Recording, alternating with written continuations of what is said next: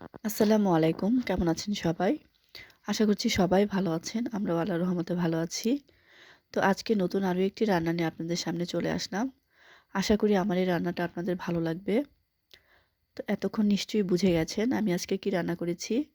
আমি রান্না করেছি কচু দিয়ে চিংড়ি মাছ। আর এই কচুটা তোলার জন্য আমি আমার বাগানে চলে আসলাম। আমি কিন্তু এই কচুটা নিজের হাতেই লাগিয়েছিলাম। তো মাশাআল্লাহ অনেক সুন্দর হয়েছে। তো এই কালো রঙের কচুটা খেতেও ভীষণ মজার। আপনারা এই কচুটার নাম জানলে অবশ্যই জানাবেন। আমি কিন্তু এই কচুটার নাম জানি না। তো এবার আমি এখান থেকে ২-৩ টা কচু কেটে নিব। আর যারা আপনারা কচুটা মানে গলায় ধরবে এই ভয়ে খান না, তারা কিন্তু আমার এই রান্নাটা দেখতে পারেন। আমি যেভাবে রান্না করেছি এতে কিন্তু কচু কোনোভাবেই গলায় ধরবে না। তো আমি এখানে ২-৩ টা কচু কেটে নিয়েছি। এবার আমি এগুলোকে সুন্দর করে পরিষ্কার করে ধুয়ে নিব। আর কচুটা আমি কিন্তু ছিলে একদম স্কিনটা ফেলে দিয়েছি। দেখতে পাচ্ছেন।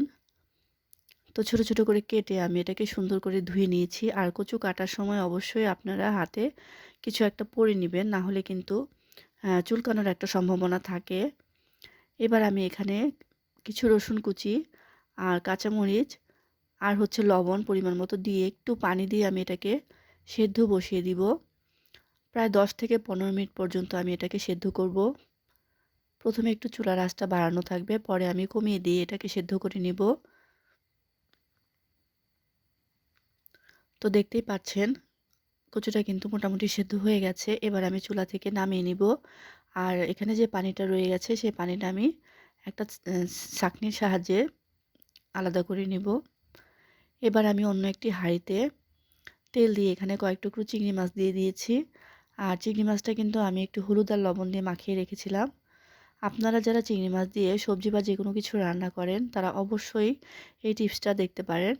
আপনারা তেলের মধ্যে পেঁয়াজ বা অন্য কিছু আগে না দিয়ে অবশ্যই চিংড়ি মাছটা আগে দিয়ে কিছুক্ষণ ভেজে নেবেন। দেখবেন এতে কিন্তু তরকারির টেস্টটা অনেক বেশি ভালো আসে। এরপর আমি হচ্ছে এর মধ্যে পরিমাণ মতো পেঁয়াজ কুচি দিয়ে দিয়েছি। এরপর দিব হচ্ছে বাকি রসুন আর হচ্ছে কাঁচামরিচটা। তো সবগুলো আমি খুব সুন্দর করে তেলের মধ্যে কিছু সময়ের জন্য একটু ভেজে নিচ্ছি। আর এই সময় কিন্তু খুব সুন্দর একটা ফ্লেভার আসে। তো এবার আমি দিয়েছি হচ্ছে আদা বাটা। তো আদা বাটাটা দিয়ে কিছুক্ষণ কষিয়ে নিয়েছি। এবার দিব হচ্ছে হলুদ, মরিচ, ধনিয়া, জিরা গুঁড়া পরিমাণ মতো দিয়ে আমি একটু পানি দিয়ে মশলাটাকে একটু ঢেকে কিছু সময়ের জন্য কষাতে দিব।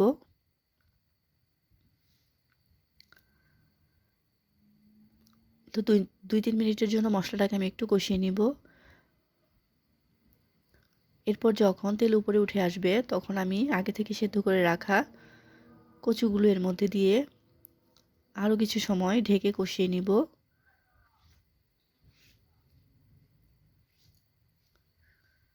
আর এভাবে কচু রান্না করলে কিন্তু খেতে খুব ভালো লাগে।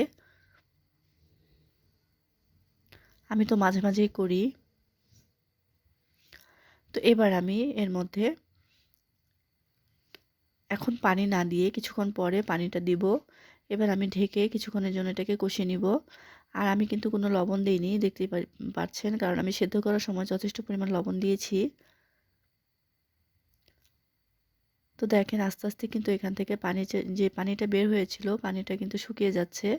তো আমি এভাবে নেড়ে চেড়ে পানিটা শুকিয়ে পুরোপুরি তেলের মধ্যে ভাজা ভাজা করে নিব।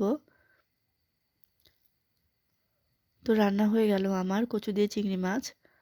আপনারা কিন্তু চাইলে এর মধ্যে একটু তেঁতুল বা লেবু দিতে পারেন, কিন্তু কোনো প্রয়োজন নাই। এভাবে রান্না করলে কখনোই গলায় ধরে না।